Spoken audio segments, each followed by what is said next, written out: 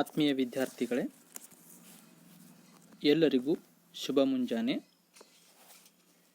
ಸಮಾಜಶಾಸ್ತ್ರ ತರಗತಿಗೆ ತಮ್ಮನ್ನು ಸ್ವಾಗತ ಕೋರುತ್ತಾ,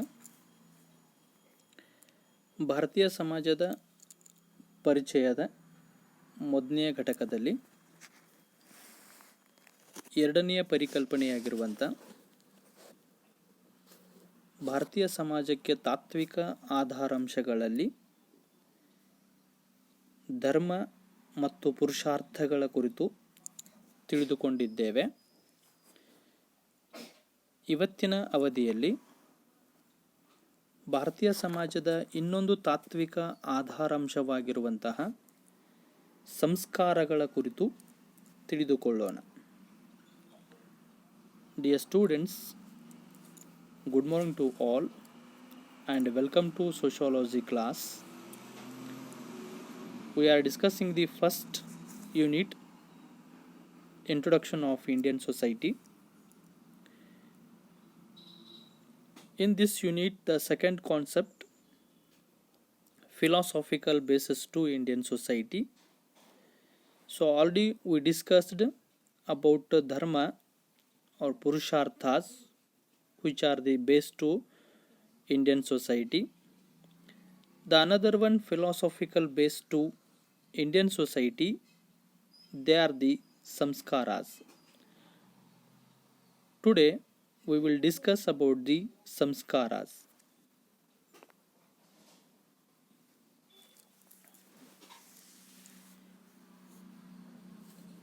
ಸಂಸ್ಕಾರಗಳು ಕೂಡ ಭಾರತೀಯ ಸಮಾಜದ ತಾತ್ವಿಕ ಆಧಾರಾಂಶಗಳಲ್ಲಿ ಪ್ರಾಮುಖ್ಯತೆಯನ್ನು ಪಡೆದುಕೊಂಡಿದ್ದು, ಸಂಸ್ಕಾರಗಳು ಅಂತಂದರೆ ವ್ಯಕ್ತಿಯು ಸಮುದಾಯದ ಸಂಪೂರ್ಣ ಸದಸ್ಯನಾಗಿ ಹೊರಹೊಮ್ಮಲು ಸಹಾಯಕಾರಿಯಾದ ಧಾರ್ಮಿಕ ಕ್ರಿಯಾವಿಧಿಗಳು ಮತ್ತು ಸಮಾರಂಭಗಳನ್ನು ನಾವು ಸಂಸ್ಕಾರಗಳು ಅಂತ ಕರಿತೀವಿ. ಒಬ್ಬ ವ್ಯಕ್ತಿ ಹುಟ್ಟಿನಿಂದ ಸಾವಿನವರೆಗೂ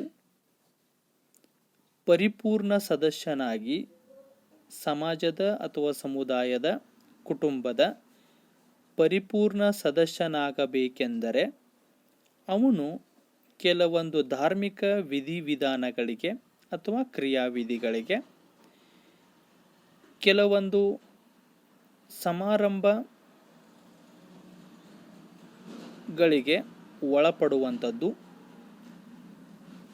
ಅಂತಹ ಕ್ರಿಯಾವಿಧಿಗಳು ಸಮಾರಂಭಗಳನ್ನು ಏರ್ಪಡಿಸುವಂಥವುಗಳನ್ನೇ ನಾವು ಸಂಸ್ಕಾರಗಳು ಅಂತ ಕರಿತೀವಿ. ಉದಾಹರಣೆಗೆ ನಾಮಕರಣ. ನಾಮಕರಣ ಅನ್ನುವಂಥದ್ದು ಒಂದು ಧಾರ್ಮಿಕ ವಿಧಿವಿಧಾನವೂ ಹೌದು, ಜೊತೆಗೆ ಅದನ್ನು ಒಂದು ಸಮಾರಂಭದ ಮೂಲಕ ಏರ್ಪಡಿಸುತ್ತೇವೆ. ಈ ಥರ ವ್ಯಕ್ತಿ ಹುಟ್ಟಿನಿಂದ ಹಿಡಿದುಕೊಂಡು ಸಾವಿನವರೆಗೂ ಕೂಡ ಅಂತ್ಯ ಸಂಸ್ಕಾರನೂ ಕೂಡ ಒಂದು ಸಂಸ್ಕಾರನೇ. ಸಾವಿನ ಕೊನೆಯವರೆಗೂ ಕೂಡ ಹಲವಾರು ವ್ಯಕ್ತಿ ಸಂಸ್ಕಾರಕ್ಕೆ ಒಳಪಡುವುದರ ಮೂಲಕ ಅವನೊಬ್ಬ ಸಮಾಜದ ಸದಸ್ಯ ಅಂತ ಗುರುತಿಸಿಕೊಳ್ತಾನೆ. ಇಲ್ಲಿ ಸಂಸ್ಕಾರಗಳು ಹಿಂದೂಗಳ ಜೀವನದ ಅವಿಭಾಜ್ಯ ಅಂಗಗಳು ಅಂತ ಕರಿತೀವಿ. ಯಾಕೆ ಅಂತಂದರೆ, ಭಾರತೀಯ ಸಮಾಜದಲ್ಲಿ ಸನಾತನ ಹಿಂದೂ ಧರ್ಮದ ತತ್ವಕ್ಕೆ ಅನುಗುಣವಾಗಿ ಒಬ್ಬ ವ್ಯಕ್ತಿ ಎಷ್ಟೋ ಸಂಸ್ಕಾರಗಳಿಗೆ ಒಳಪಡ್ತಾನೆ. ಹಾಗಾಗಿ ಇಲ್ಲಿ ಸಂಸ್ಕಾರಗಳು ಮಾನವನ ಜೀವನದ ಅವಿಭಾಜ್ಯ ಅಂಗಗಳೂ ಹೌದು, ಅಥವಾ ಪ್ರತಿಯೊಬ್ಬ ಹಿಂದುವಿನ ಅವಿಭಜಿತ ಅಂಗಗಳು. ಅಂದರೆ ಅವನಿಂದ ಈ ಸಂಸ್ಕಾರಗಳನ್ನು ಬೇರ್ಪಡಿಸಲಿಕ್ಕೆ ಸಾಧ್ಯವಿಲ್ಲ ಅನ್ನುವಷ್ಟರ ಮಟ್ಟಿಗೆ ಅವು ವ್ಯಕ್ತಿಯ ಜೀವನದೊಂದಿಗೆ ಬೆರೆತುಕೊಂಡಿವೆ.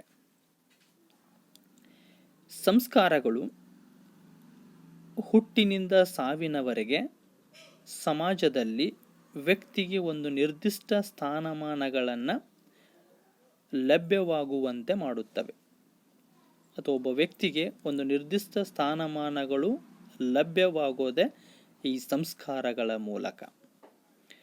ಆಲ್ರೆಡಿ ನಿಮಗೆ ಒಂದು ಉದಾಹರಣೆ ಹೇಳಿದೆ, ನಾಮಕರಣ ಅಂತ. ಸೊ ನಾಮಕರಣದ ಪೂರ್ವದಲ್ಲಿ ಅದು ಕೇವಲ ಒಂದು ಮಗು. ಸಂಸ್ಕಾರಕ್ಕೆ ಒಳಪಟ್ಟು ಅದಕ್ಕೆ ನಾವು ಒಂದು ಹೆಸರನ್ನಿಟ್ಟಾಗ ಆವಾಗ ಅದಕ್ಕೆ ಸಿಗುವಂಥ ಸ್ಥಾನಮಾನಗಳೇ ಬೇರೆ. ಮಗು ಹೆಸರಿನ ಮೂಲಕ ಆ ಕುಟುಂಬ ಸಮುದಾಯದಲ್ಲಿ ಗುರುತಿಸಲ್ಪಡುತ್ತದೆ. ಈ ಥರ ಎಷ್ಟೋ ಸಂಸ್ಕಾರಗಳು ಜೀವನದ ಬೆಳವಣಿಗೆಯ ಹಂತದಲ್ಲಿ ವ್ಯಕ್ತಿಗೆ ಕೆಲವೊಂದು ನಿರ್ದಿಷ್ಟ ಸ್ಥಾನಮಾನಗಳನ್ನು ನೀಡುತ್ತಾನೆ ಸಾಗುತ್ತವೆ. ಹಾಗಾಗಿ ಭಾರತೀಯ ಸಮಾಜದ ತಾತ್ವಿಕ ವಿಚಾರವಾಗಿ ನೋಡಿದಾಗ ಸಂಸ್ಕಾರಗಳು ಪ್ರತಿಯೊಬ್ಬ ವ್ಯಕ್ತಿಯ ಜೀವನದ ಪ್ರಮುಖ ಉದ್ದೇಶಗಳು ಅಥವಾ ಭಾಗಗಳು ಅಂತ ಕರಿತೀವಿ. ಡಿಯರ್ ಸ್ಟೂಡೆಂಟ್ಸ್, ಸಂಸ್ಕಾರಾಸ್ also they are the philosophical base to Indian society and they are the part of person. Here samskara means they are the religious rituals and ceremonies which helps to person become a complete member of the community. From birth to death, a person lead his life in a community or in a family, community or society.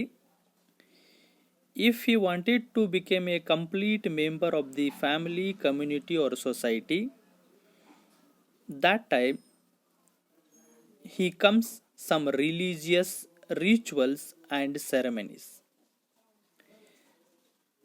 What a person practice some religious rituals or comes under some religious rituals and ceremonies, then he became a person or man, as well as he identify in a particular society. For example, Nemni culture. So Nemni culture, it is an samskara. Through this religious ritual ceremony, the person identify in a particular family, in a particular community through his name. And samskaras are undividable parts of the life of Hindu. ಅವರ ಸನಾತನ ಧರ್ಮ or Hindu dharma, it had so many samskaras and they are always providing some guidance to his life. From birth to death, there are so many samskaras. We can't bifurcate from his life. So we call they are the undividable parts of the life of everyone. They are interpair every step of life. And they provides a particular position to person in a society from birth to death.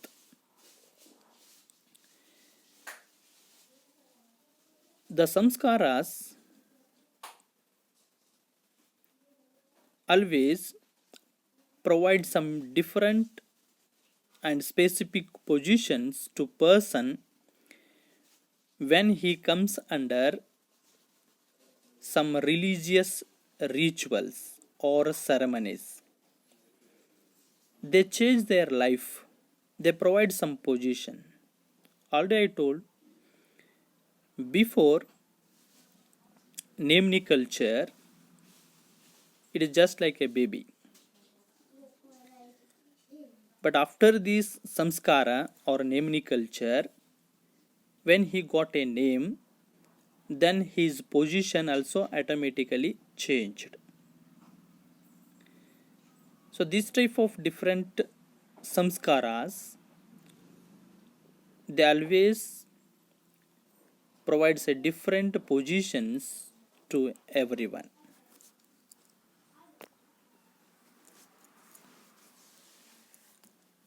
ಇನ್ನು ಸಂಸ್ಕಾರಗಳು ಎಷ್ಟಿವೆ ಅಂತ ನೋಡಿದಾಗ, ಸಂಸ್ಕಾರಗಳ ಸಂಖ್ಯೆಯನ್ನು ತೆಗೆದುಕೊಂಡಾಗ ದಾಖಲಾಗಿರುವಂಥ ಕೆಲವೊಂದು ಆಧಾರಾಂಶಗಳನ್ನಿಟ್ಟುಕೊಂಡು ಗ್ರಹ್ಯ ಸೂತ್ರದಲ್ಲಿ ಸುಮಾರು 12 ಸಂಸ್ಕಾರಗಳ ಬಗ್ಗೆ ಪ್ರಸ್ತಾಪನೆ ಇದೆ. ಗೌತಮ ಧರ್ಮಸೂತ್ರದಲ್ಲಿ ಸುಮಾರು 40 ಸಂಸ್ಕಾರಗಳನ್ನು ಪ್ರಸ್ತಾಪಿಸಿದ್ದಾರೆ. ವೈಖಾನಸದಲ್ಲಿ 18 ಸಂಸ್ಕಾರಗಳ ಬಗ್ಗೆ ವಿವರಣೆ ಇದೆ. ಅಂದರೆ ಕೆಲವೊಂದು ಕಡೆ 12, ಕೆಲವೊಂದು ಕಡೆ 40, ಹಾಗೆ 18 ಅಂತ ಅವುಗಳ ಸಂಖ್ಯೆಯನ್ನು ನಮೂದಿಸಲಾಗಿದೆ. ಕೊನೆಗೆ ಇವೆಲ್ಲವುಗಳನ್ನು ಸೇರಿಸಿ ಅವುಗಳ ಸಂಖ್ಯೆಯನ್ನು 16ಕ್ಕೆ ಇಳಿಸಿ, 12 ಅಲ್ಲ, 18 ಅಲ್ಲ, ಅಥವಾ 40 ಅಲ್ಲ, ಅವುಗಳನ್ನು 16ಕ್ಕೆ ಇಳಿಸಿ ನಾವುಗಳನ್ನು ಷೋಡಶ ಸಂಸ್ಕಾರಗಳೆಂತ ಕರೀಲಿಕ್ಕೆ ಸ್ಟಾರ್ಟ್ ಮಾಡಿದ್ದೀವಿ. ಪ್ರಮುಖವಾಗಿರುವಂಥ 16 ಸಂಸ್ಕಾರಗಳನ್ನು ನಾವು ಪ್ರತಿಯೊಬ್ಬ ವ್ಯಕ್ತಿಯ ಜೀವನದಲ್ಲಿ ಅನುಸರಿಸುವಂಥದ್ದನ್ನು ಅಥವಾ ಆಚರಿಸುವಂಥದ್ದನ್ನು ನಾವು ಕಾಣ್ತೀವಿ. ಈ ಸಂಸ್ಕಾರಗಳು ವ್ಯಕ್ತಿತ್ವದ ಪರಿಪೂರ್ಣ ವಿಕಸನಕ್ಕೆ ಸಹಾಯಕಾರಿಯಾದವುಗಳು. ನಾವ್ಯಾಕೆ ಸಂಸ್ಕಾರಕ್ಕೆ ಒಳಪಡಬೇಕು ಅಂತ ನೋಡಿದಾಗ, ಯಾವಾಗ ವ್ಯಕ್ತಿ ಸಂಸ್ಕಾರಕ್ಕೆ ಒಳಪಡ್ತಾನ ಆಗ ಅವನ ವ್ಯಕ್ತಿತ್ವದ ಬೆಳವಣಿಗೆಯ ಒಂದು ಭಾಗ ಪೂರ್ಣಗೊಳ್ಳುತ್ತದೆ. ಅವನ ವ್ಯಕ್ತಿತ್ವದ ಬೆಳವಣಿಗೆಗೆ, ಪರಿಪೂರ್ಣತೆಗೆ ಈ ಸಂಸ್ಕಾರಗಳು ಸಹಕರಿಸುತ್ತವೆ. ಸಂಸ್ಕಾರಗಳು ವ್ಯಕ್ತಿಯ ಭೌತಿಕ ಮತ್ತು ಭೌತಿಕೇತರ ಅಂಶಗಳೊಂದಿಗೆ ಸಂಬಂಧಿಸಿವೆ. ಸಂಸ್ಕಾರಕ್ಕೆ ಒಳಪಡುವುದರಿಂದ ವ್ಯಕ್ತಿ ತನ್ನ ಭೌತಿಕ ನೈಜ ಜೀವನದಲ್ಲಿ ಕೆಲವೊಂದು ಬದಲಾವಣೆಗಳಾಗಲಿಕ್ಕೆ ಕಾರಣ ಆದರೆ, ಇನ್ನು ಕೆಲವೊಂದು ಸಂಸ್ಕಾರಗಳು ಅವನಲ್ಲಿ ಆಧ್ಯಾತ್ಮಿಕ, ಮಾನಸಿಕ, ವೈಚಾರಿಕ ಅಂಶಗಳ ಬೆಳವಣಿಗೆಗೂ ಕೂಡ ಕಾರಣ ಆಗಿವೆ. ಹಾಗಾಗಿ ಕೆಲವೊಂದು ಭೌತಿಕ ಜೀವನಕ್ಕೆ ಸಂಬಂಧಪಟ್ಟಿದ್ರೆ, ಇನ್ನು ಕೆಲವೊಂದು ಭೌತಿಕೇತರ ಜೀವನಕ್ಕೆ ಈ ಸಂಸ್ಕಾರಗಳು ಸಂಬಂಧಿಸಿವೆ. Dear students, the number of samskaras. How many samskaras are there? Different persons, they mentioned the number of samskaras. What we have documents, they suggest that there is an explanation about samskaras in Grahya Sutra. They mentioned 12 samskaras, and in Gautama Dharma Sutra it mentioned 40 samskaras, and in Vaikhanasa it mentioned 18. It means they mentioned different number of samskaras. But finally we decrease the number into 16. We decrease the number of samskaras into 16, and we called as Shodasha Samskaras. Shodasha means 16. Shodasha Samskaras. They are 16 16 samskaras or Shodasa samskaras are more important samskars which interfere in everyone's lives from birth to death. They are helpful to complete personality development. If we wanted to become as a part of the society, if we become as a person, that time they always helps us. They change our life, they change our attitude, they change our mentality, and they are related to material and non-material aspects of person. So some samskaras they always help to for the development of material aspect of person, and some samskaras always helpful and related the life of non-material aspect. It means spiritually, intellectually, they change the person, and some are physically, his dress or lifestyle, they materially related.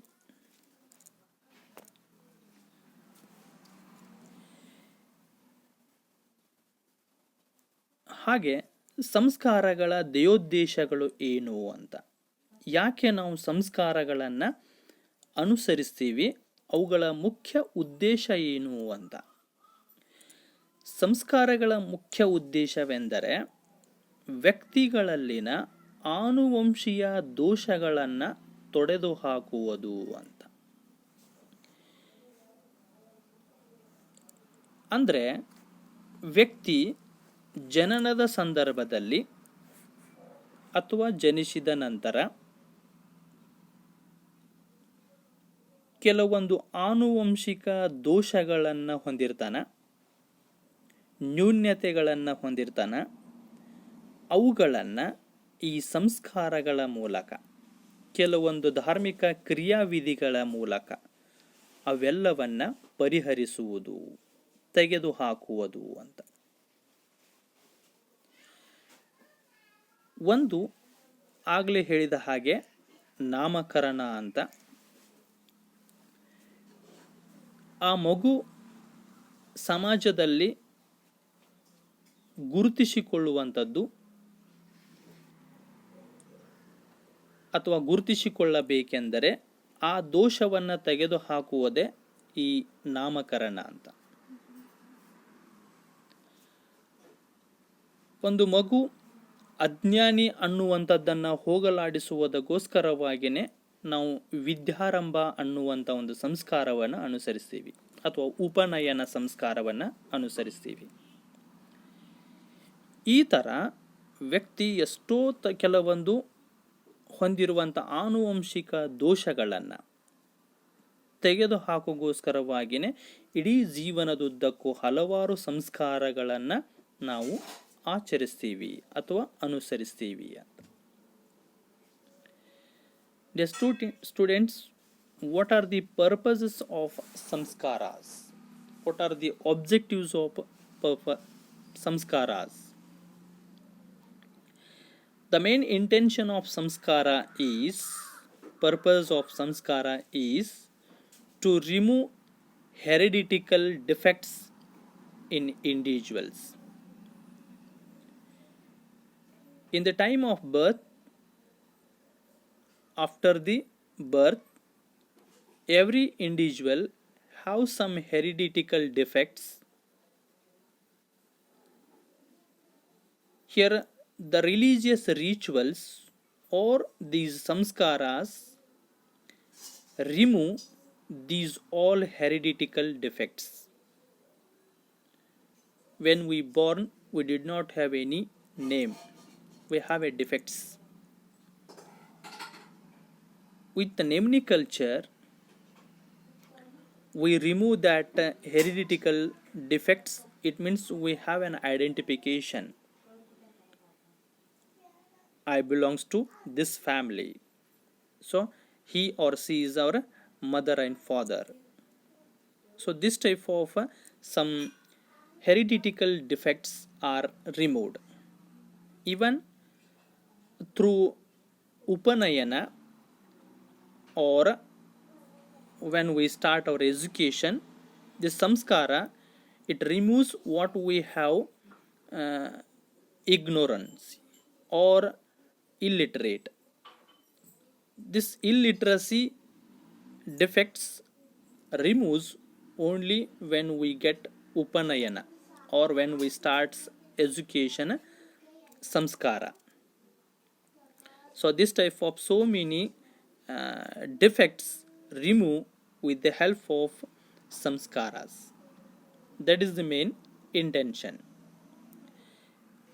ಹಾಗೆ ಇನ್ನುಳಿದ ಕೆಲವೊಂದು ಪ್ರಮುಖ ಧ್ಯೇಯೋದ್ದೇಶಗಳೆಂದರೆ ವ್ಯಕ್ತಿತ್ವದ ಬೆಳವಣಿಗೆ. ವ್ಯಕ್ತಿ ಸಂಸ್ಕಾರಕ್ಕೆ ಒಳಪಡುವುದರಿಂದ ಅವನ ಇಡೀ ವ್ಯಕ್ತಿತ್ವದಲ್ಲಿ ಎಷ್ಟೋ ಬದಲಾವಣೆಗಳಾಗುವಂಥದ್ದನ್ನು ನಾವು ಕಾಣ್ತೀವಿ. ನಾಮಕರಣದಿಂದ ಹಿಡಿದು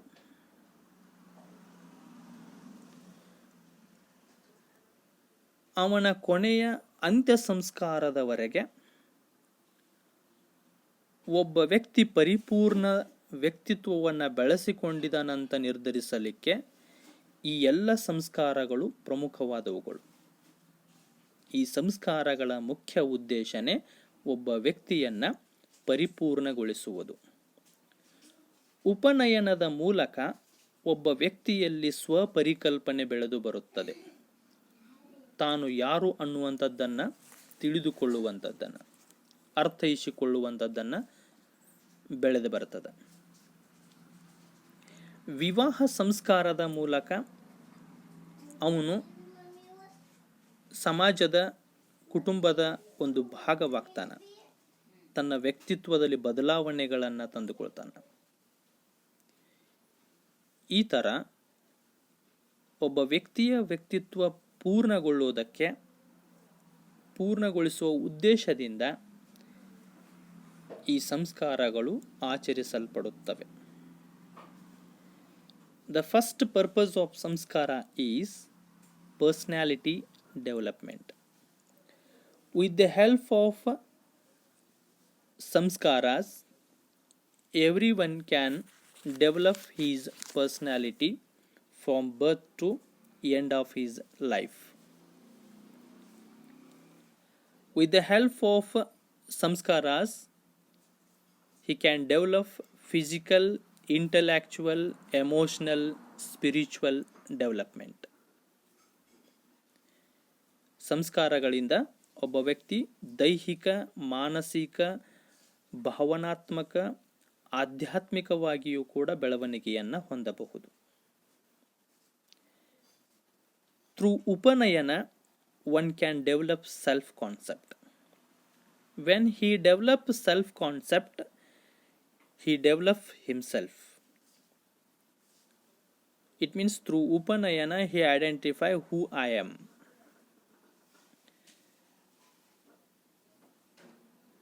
Even when he get married, it is also change his life or his personality. It means in the development of personality, the samskaras always interfere. That is their main intention.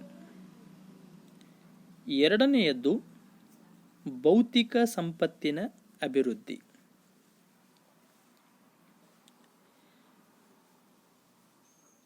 ಸಂಸ್ಕಾರಗಳ ಮುಖ್ಯ ಉದ್ದೇಶ ಏನಂತಂದರೆ ಮಾನವನಲ್ಲಿ ಒಂದು ಭೌತಿಕ ಸಂಪತ್ತನ್ನು ಅಭಿವೃದ್ಧಿಪಡಿಸುವಂಥದ್ದು ಅಂತ. ಭೌತಿಕ ಸಂಪತ್ತಿಗೆ ಸಂಬಂಧಪಟ್ಟ ಹಾಗಿರುವಂಥ ಸಂಸ್ಕಾರಗಳು ಸಾಕಷ್ಟಿವೆ.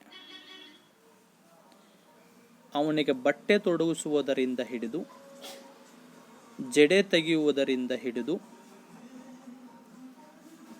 ಅವನು ಅಲಂಕಾರವನ್ನು ಧರಿಸುವಂಥದ್ದು,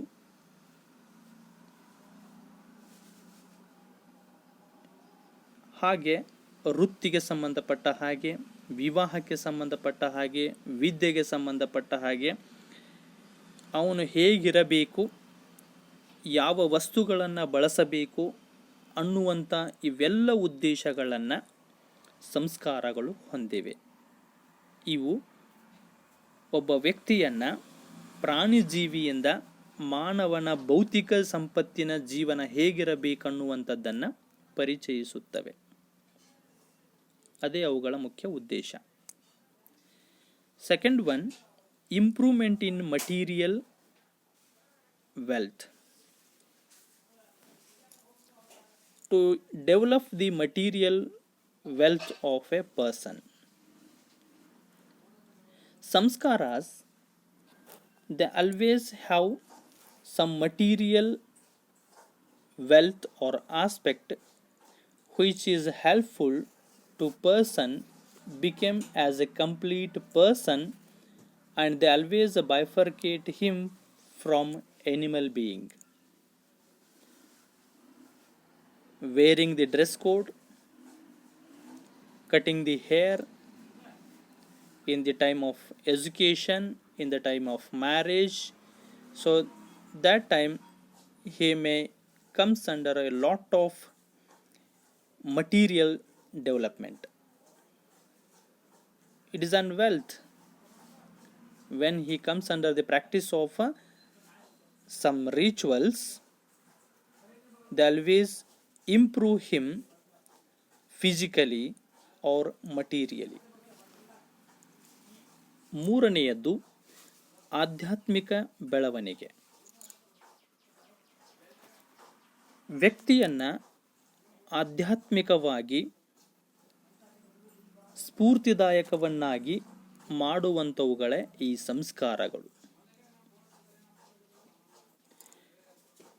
ಮಗು ನಾಮಕರಣ ಪಡೆದ ನಂತರ ಅದರ ಗುರುತಿಸಿಕೊಳ್ಳುವಿಕೆ, ಅದರ ಆಧ್ಯಾತ್ಮಿಕ ಬೆಳವಣಿಗೆಯನ್ನು ನಾವು ಕಾಣ್ತೀವಿ. ವಿದ್ಯಾರಂಭದ ಮೂಲಕ ಇಡೀ ಜಗತ್ತನ್ನು, ಸಮಾಜವನ್ನು ಅರಿತುಕೊಳ್ಳುವಂಥದ್ದನ್ನು, ಈ ಥರ ವ್ಯಕ್ತಿ ಎಷ್ಟೋ ಸಂಸ್ಕಾರಕ್ಕೆ ಒಳಪಡುವಂಥದ್ದು ಅವನ ಆಧ್ಯಾತ್ಮಿಕ ಬೆಳವಣಿಗೆಗೆ. ಅವನಿಗೆ ಪುರುಷಾರ್ಥಗಳ ಬಗ್ಗೆ, ಧರ್ಮ ಅರ್ಥ ಕಾಮದ ಬಗ್ಗೆ, ಮೋಕ್ಷದ ಬಗ್ಗೆ, ಜೀವನದ ಬಗ್ಗೆ, ಜೀವನದ ಧ್ಯೇಯೋದ್ದೇಶಗಳ ಬಗ್ಗೆ, ವೃತ್ತಿಯ ಬಗ್ಗೆ, ಸಂಬಂಧಗಳ ಬಗ್ಗೆ ಒಂದು ಆಧ್ಯಾತ್ಮಿಕ ವಿಚಾರಗಳನ್ನು ತಿಳಿದುಕೊಳ್ಳುವಂಥ ಉದ್ದೇಶನೇ ಈ ಸಂಸ್ಕಾರಗಳು. ಸೊ ಅಂಥ ಒಂದು ಉದ್ದೇಶವನ್ನಿಟ್ಟುಕೊಂಡೇ ಆಧ್ಯಾತ್ಮಿಕವಾಗಿ ವ್ಯಕ್ತಿಯನ್ನು ಬೆಳೆಸಬೇಕನ್ನುವ ಉದ್ದೇಶವನ್ನಿಟ್ಟುಕೊಂಡಿರುವಂಥವುಗಳೇ ಈ ಸಂಸ್ಕಾರಗಳು. Another one purpose of samskara is spiritual development. They always wanted to develop man, improve in spiritually, to change his mind, attitude, behavior with the help of some samskaras like naming culture, or through education, or through marriage, or through profession, other samskaras or other some rituals. The main intention of samskaras is to change the person internally as well as externally, to improve the person internally as well as externally. When he comes under the practice of or ceremony of samskara, then he knows about the purushartha, dharma, artha, kama and moksha. Then he know the intention of the life, goals of the life. and he knows the contribution to the society. These all are the spiritual development. ಕೊನೆಯದಾಗಿ ದುಷ್ಟಶಕ್ತಿಗಳ ನಿವಾರಣೆಯೇ ಇವುಗಳ ಉದ್ದೇಶ. ಸಂಸ್ಕಾರಗಳ ಮುಖ್ಯ ಉದ್ದೇಶನೇ ಹೇಳಿದ್ದೀನಿ, ದೋಷ ನಿವಾರಣೆ ಅಂತ. ಹಾಗೆ ನಮ್ಮ ದೇಹದಲ್ಲಿ ಮನಸ್ಸಿನಲ್ಲಿರುವಂಥ ಕೆಲವೊಂದು ದುಷ್ಟ ಶಕ್ತಿಗಳನ್ನು ನಿವಾರಿಸೋದೇ ಸಂಸ್ಕಾರಗಳ ಮುಖ್ಯ ಉದ್ದೇಶ ಅಂತ. ನಾವು ಕೆಲವೊಂದು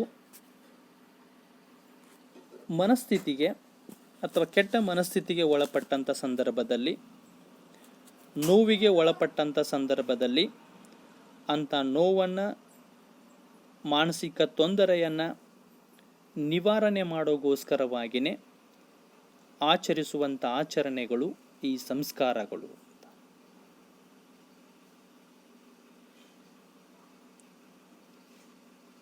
ವ್ಯಕ್ತಿ ಹುಟ್ಟಿದ ನಂತರ ಅವನಲ್ಲಿರುವಂಥ ಕೆಲವೊಂದು ಕೆಟ್ಟ ವಿಚಾರಗಳನ್ನು ಹಾಗೆ ಕೆಟ್ಟ ಕಾರ್ಯಗಳನ್ನು ನಿಯಂತ್ರಿಸುಗೋಸ್ಕರವಾಗಿಯೇ ವ್ಯಕ್ತಿಯನ್ನು ಸಂಸ್ಕಾರಕ್ಕೆ ಒಳಪಡಿಸುತ್ತವೆ. ವಿವಾಹ ಅನ್ನುವಂಥ ಸಂಸ್ಕಾರ ಅವನಲ್ಲಿರುವಂತಹ ಒಂದು ಲೈಂಗಿಕ ಶಕ್ತಿಯನ್ನು ನಿಯಂತ್ರಿಸಿ ಅವನನ್ನು ಒಳ್ಳೆಯ ವ್ಯಕ್ತಿಯನ್ನಾಗಿ ರೂಪಿಸುವಂಥ ಕೆಲಸವನ್ನು ಮಾಡುತ್ತದೆ. ಶಿಕ್ಷಣ ಅಥವಾ ಉಪನಯನ ಅವನಲ್ಲಿರುವಂಥ ತಪ್ಪು ತಿಳುವಳಿಕೆ, ಅಜ್ಞಾನ, ಕ್ರೂರ ಗುಣಗಳನ್ನು ನಿವಾರಿಸುತ್ತದೆ. ಪ್ರತಿಯೊಂದು ಸಂಸ್ಕಾರವೂ ಕೂಡ ಒಂದು ವ್ಯಕ್ತಿಯಲ್ಲಿರುವಂಥ ಕೆಟ್ಟ ವಿಚಾರವನ್ನು ಅಥವಾ ದುಷ್ಟ ಶಕ್ತಿಯನ್ನು ನಿವಾರಿಸುತ್ತದೆ. Finally, the another one purpose of samskara is it removes the bad energies. What the person had some bad energies in his personality, these all are removed through the practice of religious ritual, or that is called samskaras. Through education, through marriage, or through getting a good job, he can remove some bad energies or forces. These all are the some purposes of samskara.